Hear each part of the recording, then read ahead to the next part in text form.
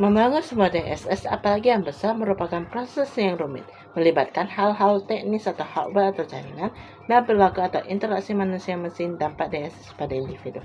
Agar lebih mudah membangun DSS, bisa digunakan bahasa khusus, misal case tools. Strategi pengembangannya, yang pertama menulis DSS dengan bahasa pemrograman umum Pascal, Delphi, C++, Java, dan lainnya.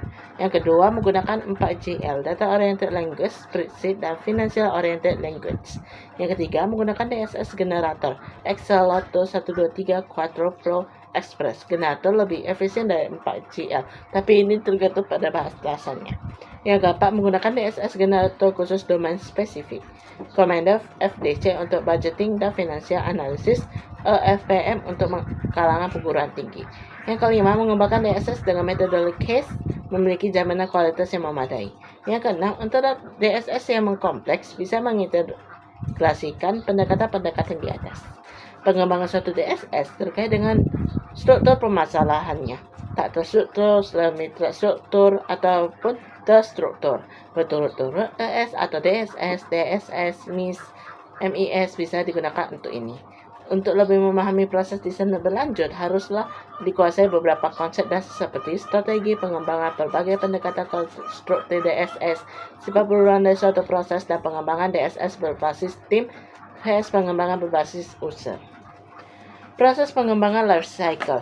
Yang pertama, asumsi dasarnya adalah kebutuhan informasi dari suatu sistem yang dapat ditentukan sebelumnya. IRD atau Information Requirements Definition, ada pendekatan formal yang digunakan oleh sistem analisis. IRD secara tradisional merupakan kombinasi analisis logik dengan pengamatan perilaku pemrosesan informasi. IRD bisa juga melibatkan CSF, Critical Success Factors. Yang kelima, DSS didesain untuk membantu pengambilan keputusan para manajer pada masalah yang jelek strukturnya. Di satu sisi, memahami kebutuhan user adalah hal yang sulit, sehingga perlu diterapkan adanya bagian pembelajaran dari desain atau proses kita. Dari situ diharapkan user belajar mengenai masalah atau lingkungannya, sehingga dapat mengidentifikasi kebutuhan informasi baru yang tak diantisipasi sebelumnya.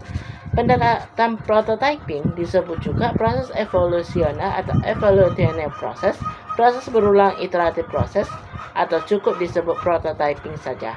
Nama lain adalah middle of process atau proses sementara, adaptive design, desain adaptif, dan incremental design, desain berkelanjutan. Proses desain berulang ini mengkombinasi 4 fase utama LSLC, tradisional analisis, desain, conclusion, dan implementasi, ke dalam satu langkah yang diulang-ulang. Proses berulang terdiri dari 4 tugas seperti di bawah ini. Yang pertama, memilih submasalah penting yang akan dibangun pertama kali. Yang kedua, mengembangkan sistem yang kecil tapi berguna dalam membantu pengambilan keputusan. Yang ketiga, mengevaluasi sistem terus-menerus. Yang keempat, menghaluskan, mengembangkan, dan memodifikasi sistem secara berulang. Keuntungan proses berulang dan membangun DSS. Yang pertama, waktu. Pengembangan singkat. Yang kedua, waktu terjadinya umpan balik dari user singkat. Yang ketiga, meningkatkan pemahaman user terhadap sistem informasi yang dibutuhkan dan kemampuannya. 4. Biayanya rendah. Secara organisasi, penempatan DSS Group bisa di mana-mana.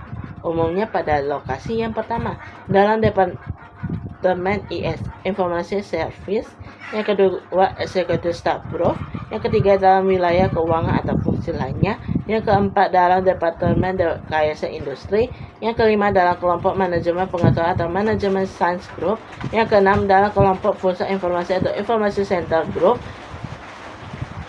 Nah, pendekatan ROMC yang merupakan proses yang bebas mendasarkan diri pada 5 karakteristik yang dapat teramati yang berhubungan dengan pengambilan keputusan.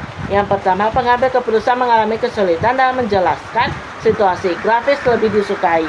Yang kedua, fase pengambilan keputusan intelijen, desain dan pemilihan dapat diterapkan pada analisis DSS. Bantuan untuk mengingat. Yang ketiga, bantuan untuk mengingat sesuatu, misal laporan, tampilan screen, file data, indeks, mental rules, dan analogi. Sangat berguna dalam pengambilan keputusan dan harus disediakan oleh DSS. Yang keempat, pengambilan keputusan berbeda dalam gaya, keterampilan, dan knowledge. Maka DSS harus membantu pengambil keputusan menggunakan dan mengembangkan gaya keterampilan dan knowledge mereka sendiri.